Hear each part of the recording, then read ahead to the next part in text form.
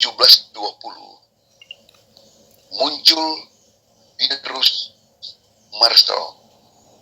Disebut virus Marshall karena hadirnya virus ini yang memakan korban sekian banyak manusia di daerah Eropa. Hadir pertama di kota Marseille di Prancis. Seabad kemudian, pada tahun 1820, muncul virus kolera yang juga disebut virus Asiatik karena dia muncul pertama di kota Kalkuta di India.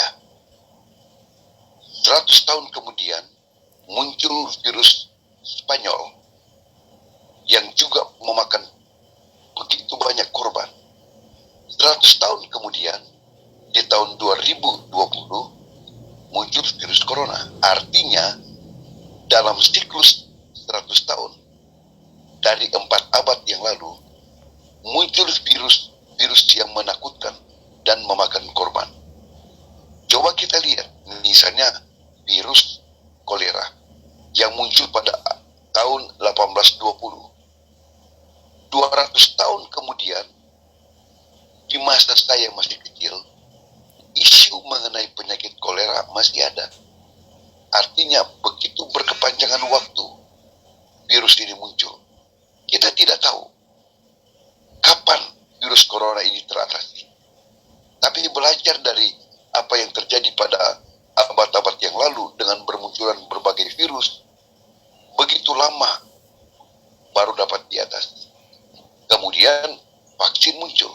Nah, apakah vaksin ini dikaitkan dengan antikristus? Saya katakan bahwa sejak dari dulu juga semua gambaran bayang-bayang gerakan antikristus sudah muncul. Tetapi kan dihebohkan dengan adanya vaksin COVID-19 yang katanya ada barcode-nya dan seterusnya. Betul.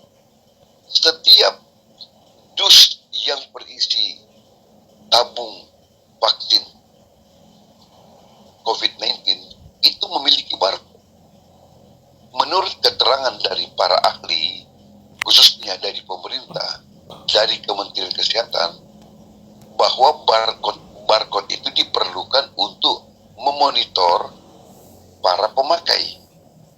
Seandainya ada satu pasti atau seseorang yang kemudian disuntikan vaksin COVID-19 lalu bermasalah, akan dimonitor, dideteksi melalui barcode. Apakah barcode ini barang baru? Tidak. Coba kita kemana-mana,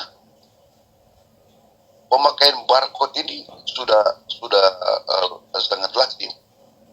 Kemudian orang berkata bahwa ada chip. Bagaimana mungkin di dalam cairan vaksin itu didapati chip, lalu berbentuk menjadi chip?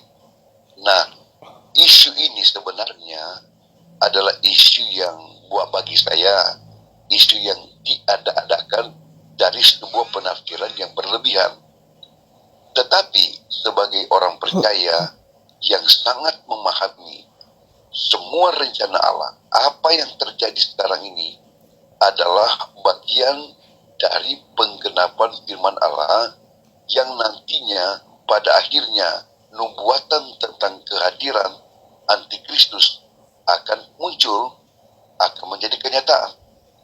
Bagi kita sebagai orang percaya, kita siap saja dengan segala sesuatu yang terjadi karena Allah terlibat dalam semua sejarah manusia.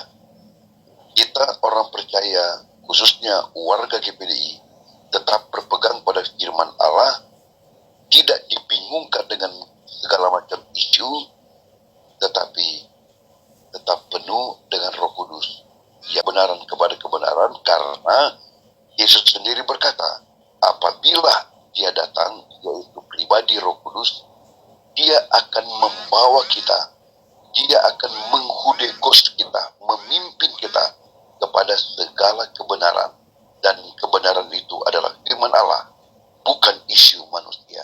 Terima kasih, Tuhan Yesus memberkati kita sekali.